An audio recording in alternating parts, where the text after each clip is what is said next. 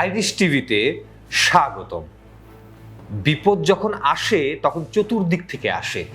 গতকালকে হিজবুল্লাহর আক্রমণের একটি ভিডিও ছেড়েছিলাম, সেই ভিডিওর আরও কিছু ভিডিও আমাদের হাতে এসেছে।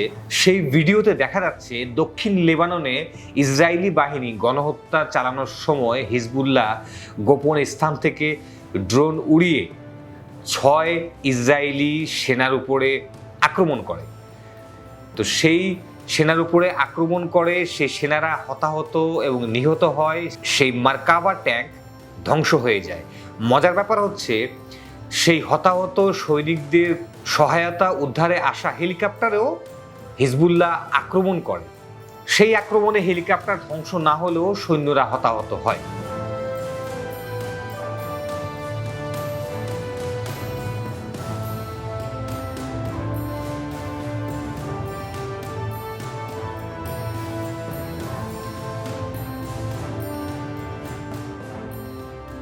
ইসরায়েলি বাহিনী সিরিয়াতে গোপন সুড়ঙ্গ ধ্বংস করছে।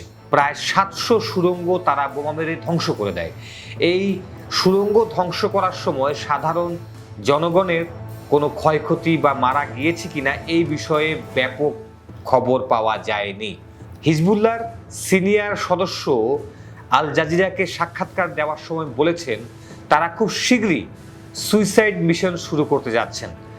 সুইসাইড মিশন মানে হচ্ছে আত্মঘাতী হামলা, মানে সৈনিক নিজের শরীরে বোমা বেঁধে নিজে মরে শত্রুকে মেরে ফেলার নামই হচ্ছে সুইসাইড মিশন স্কোয়াড। এটি যুদ্ধের একটি ভয়ঙ্কর রূপ, ভয়ঙ্কর অপারেশন থিওরি, যার ভয়ে ভীত হয়ে ইসরায়েলি সেনাবাহিনী সহ জনগণ তাদের গুরুত্বপূর্ণ সব বড় বড় আনুষ্ঠানিক আয়োজনগুলো বাতিল করে দিয়েছে। যেখানে জনগণ একসঙ্গে একত্রীভূত হতে হয় এরকম আয়োজনগুলো তারা বাতিল করে দেওয়ার ঘোষণা দিয়েছে। এরই মধ্যে ইসরায়েলি প্রধানমন্ত্রী বেনিয়ামিন নেতানিয়াহু এক অনুষ্ঠানে বলেছেন যে দক্ষিণ লেবাননে এই সন্ত্রাস বিরোধী হামলার সকল খবরাখবর এবং সম্মতি আমেরিকা এবং লেবানন সরকারের আছে। লেবানন সরকারের সঙ্গে এই অপারেশন বিষয়ে একটি চুক্তিও আছে। בלבנון הישגים כבירים, חיסול המערך הרקטי שאיים על כל המדינה, יצירת רצועת ביטחון שמונעת את האפשרות של פלישה לתוך צפון הארץ, ועכשיו מונעת גם ירי של טילי נ"ט ישירים, אבל גם מאפשרת לנו לשנות את המצב בלבנון. אנחנו תוקפים כמו עכשיו, גם ברצועת הביטחון, גם צפונית לרצועת הביטחון, גם צפונית לליטני. חופש הפעולה שלנו הוא לסכל איומים, איומים מיידיים, איומים מתאדים. זה ההסכם שעשינו עם ארצות הברית וגם עם ממשלת לבנון.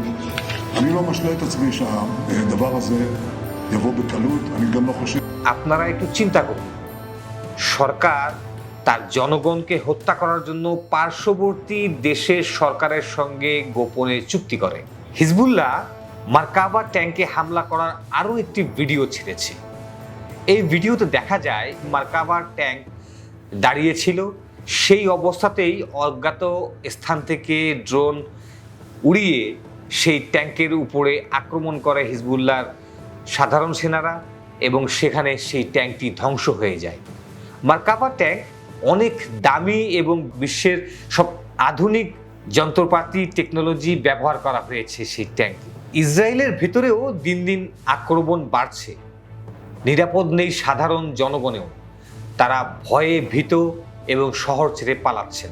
ন্যাটো ট্রাম্পের এই ইরানের আচরণ এবং এই ভুল নীতি, ভুল যুদ্ধের কারণে বিরক্ত হয়ে তাদের বার্ষিক সভা বন্ধ ঘোষণা করেছে।